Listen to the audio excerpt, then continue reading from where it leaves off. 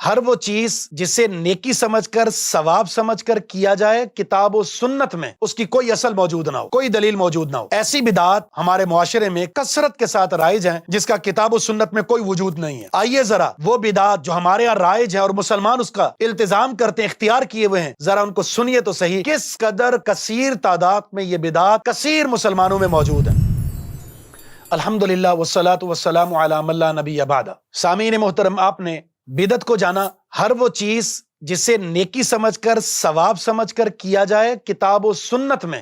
اس کی کوئی اصل موجود نہ ہو، کوئی دلیل موجود نہ ہو، ایسی بدعات ہمارے معاشرے میں کثرت کے ساتھ رائج ہیں جس کا کتاب و سنت میں کوئی وجود نہیں ہے۔ کچھ بدعات ایسی ہیں جس کا تعلق عقائد کے ساتھ ہے اور کچھ بدعات ایسی ہیں جس کا تعلق عبادات کے ساتھ ہے۔ آئیے ذرا وہ بدعات جو ہمارے یہاں رائج ہیں اور مسلمان اس کا التزام کرتے ہیں، اختیار کیے ہوئے ہیں، ذرا ان کو سنیے تو صحیح کس قدر کثیر تعداد میں یہ بدعات کثیر مسلمانوں میں موجود ہیں۔ نمبر ایک، وہ بدعات جن کا تعلق عقائد سے ہے۔ عقیدہ وحدت الوجود، عقیدہ حلول، عقیدہ اللہ تعالیٰ ہر جگہ موجود ہے، ہر ایک میں موجود ہے۔ وحدت الشہود، اللہ رب العزت کی صفات کا انکار، اللہ کی صفات میں تعویل، اور پھر تصور شیخ، غیر اللہ کے لیے علم غیب کو ثابت کرنا،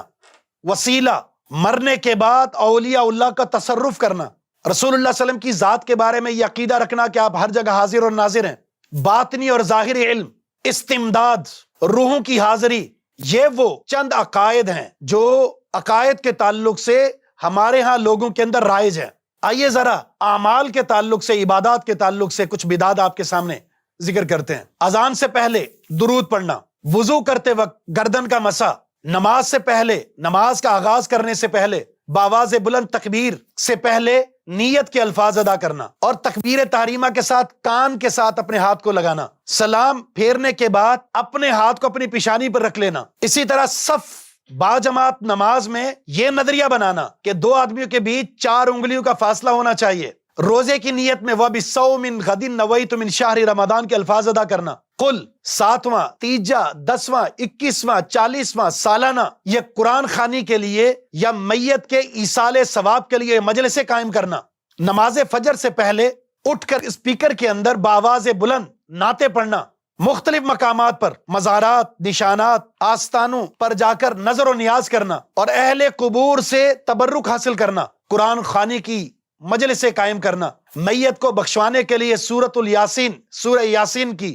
تلاوت کرنا، قبر میں تدفین کے بعد 40 قدم پر کھڑے ہو کر اس کے لیے قرآن کریم کی تلاوت کرنا، قبر کے پاس کھڑے ہو کر اذان دینا، قبر میں سرانے کی طرف یا اس کے پاؤں کی طرف کھڑے ہو کر قرآن کریم کی تلاوت کرنا، شب معراج کی عبادت کرنا، شب برات 15 شعبان کی عبادت کرنا، چراغاں کرنا، قبرستان جانا، محرم کے مہینے میں سیدنا حسین رضی اللہ تعالیٰ عنہ کے نام کی سبیلیں لگانا، عید میلاد النبی اور عید میلاد النبی کی مجلسیں قائم کرنا، محفل میلاد قائم کرنا اور اس کے لیے سبیلیں لگانا، رجب کے کنڈے کرنا، ماہ سفر کو منحوس سمجھنا اور اس کی نحوست سے بچنے کے لیے صدقات کرنا، من گھڑت اذکار کا وظیفہ کرنا، ابکری وظیفہ، اجتماعی ذکر، اجتماعی دم، قبروں پر قرآن خوانی کرنا۔ تو یہ وہ بدعات ہیں، یہ وہ چند مشہور بدعات ہیں، ورنہ بدعات کی ایک فہرست ہے۔ یہ وہ بدعات عقیدے اور عمل کے تعلق سے ہمارے معاشرے میں رائج ہیں، اور ایسا شخص جو ان بدعات کے اندر گرفتار ہو چکا ہے اسے چاہیے کہ اسے گناہ سمجھے، توبہ کر لے، رجوع اللہ کر لے،